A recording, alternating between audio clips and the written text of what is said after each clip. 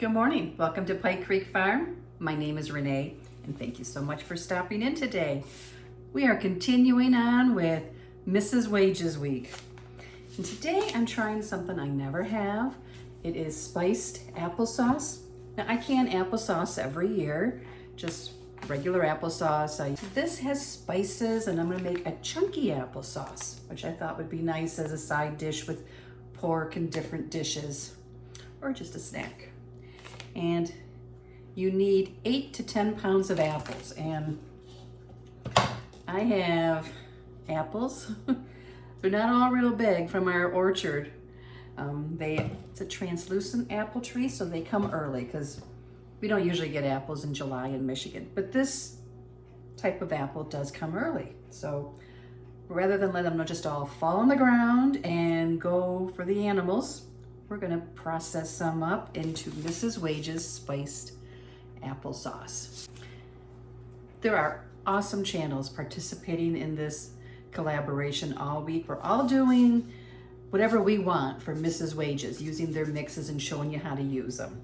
And Tuli Lou Creates, Linda over there, started this collaboration, and make sure you watch every video every day and comment on it, because there is going to be some prize drawings. Yay! And we can all use some more Mrs. Wages in our life. So let me show you how this works, and we'll find out together. I have used many other Mrs. Wages mixes, and I love them all. So I hope this will be the same.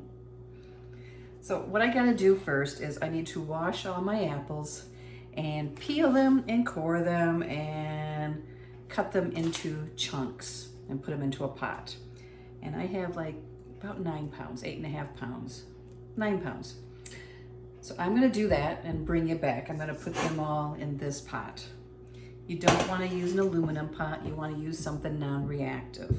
So I'm not gonna make you watch me wash the apples and peel them and core them. It's not an exciting process, but I will show you the end product and how we make the applesauce and how we can it up. So I'll bring you right back. Okay, my apples are peeled and chopped up and cored. They're starting to turn a little brown. I already added the 2 cups of water, trying to prevent the browning. These apples just turn brown fast. Some types do it. It's nothing bad. And I'm gonna be adding the spices, and also we'll see how it turns out. So let me bring you down. You can see them. And it says to, I'm gonna turn the heat on, to don't use aluminum, to cover and bring to a boil. So I already have the 2 cups of water in here, so I need to get my lid out and cover it and let them come to a boil, and then you reduce the heat and simmer covered for 20 to 30 minutes until these apples are soft. And this is a pretty soft variety. Transparents are softer apples. So we will get the lid, and I'm gonna put the lid on, let it come to a boil, and then put the timer on for 20 minutes so I don't lose track. You can see the water down in the bottom, and it will steam them all with the lid on and get them all nice and soft. Okay, it's almost time. They're getting soft. Look at, even the color is better now when it's all cooked.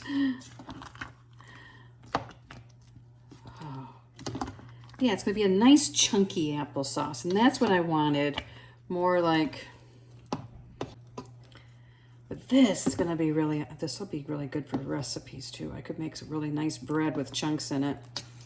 But, so the recipe says it makes 3 quarts, and I'm gonna make mine in pints, so I should get 5 to 6 pints.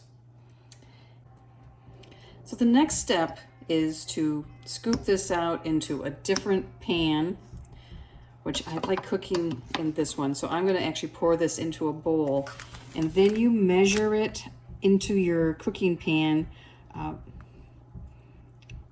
You do it 1 cup at a time, because we don't really know how much we have here, so how much sugar to add.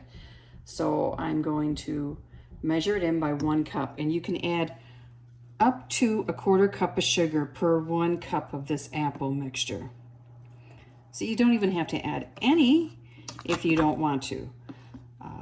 The sugar is not part of the preservative when you can, but it does help keep the color. So it says up to 1/4 cup. So you can do 1/8, you can do, you know, a couple of teaspoons, you can do the 1/4 cup. It depends on your apples and how tart they are or what your personal taste is. Oh, there is the timer. So let me turn that off. And I am going to put this into a big bowl and bring it back over. So here is all that mixture in a bowl, and I'm going to scoop it back into this pan. I like to use this pan for filming because it's low enough and wide enough that I can show you what's going on. So I have a 1 cup measure, and I'm going to scoop. So 1, 2, 3,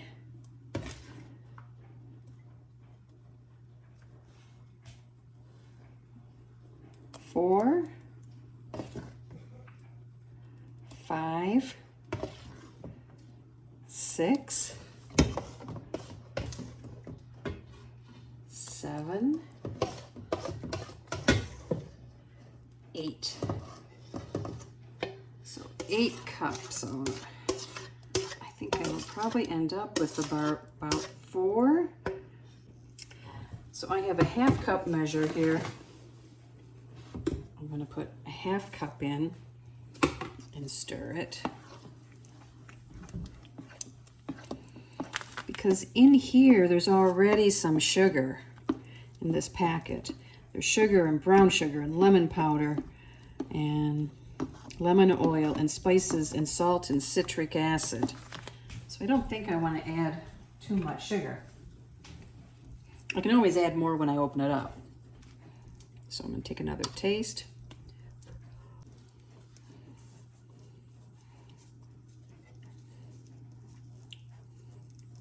Okay, I'm going to add like another a quarter cup, so that will be 3/4 of a cup I have added.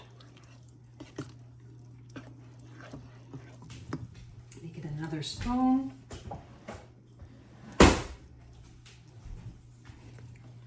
I'm going to turn this back on.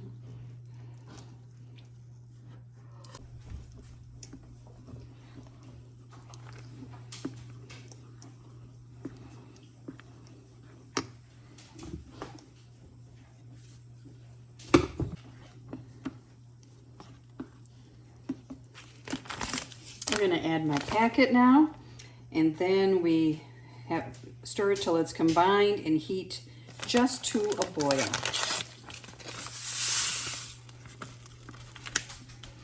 Ooh, it smells good.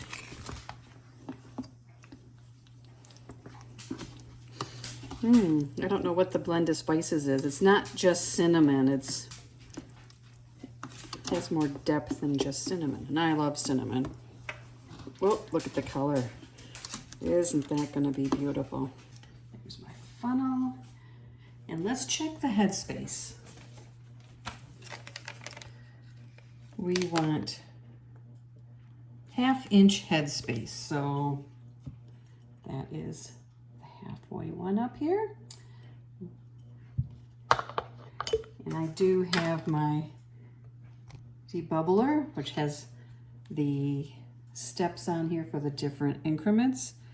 So 1/2 inch. So I will use that to double check.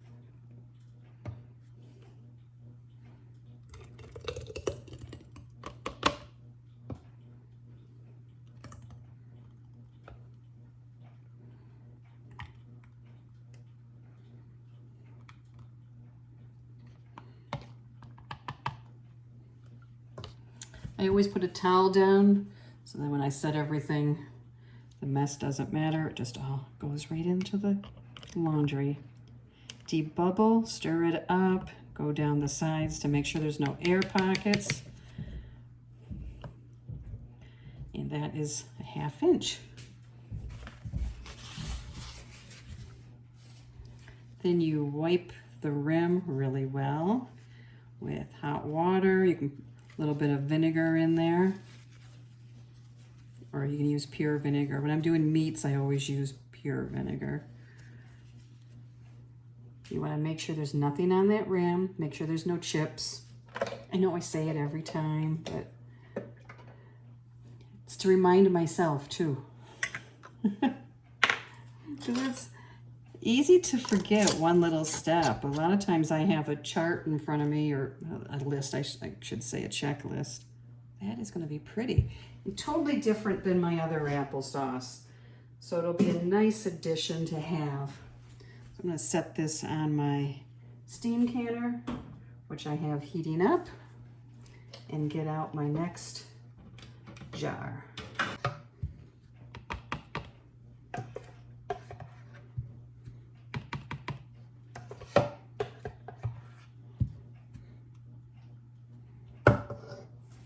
So I could have peeled and cored some more apples, but it's so hard. I mean, even though I weighed them, you lose some in the process. And they were little apples, so probably is not as much meat as some. Ooh.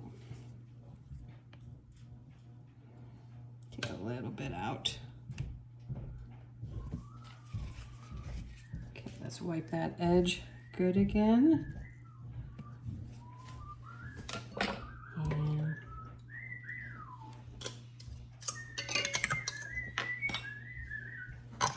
There we go.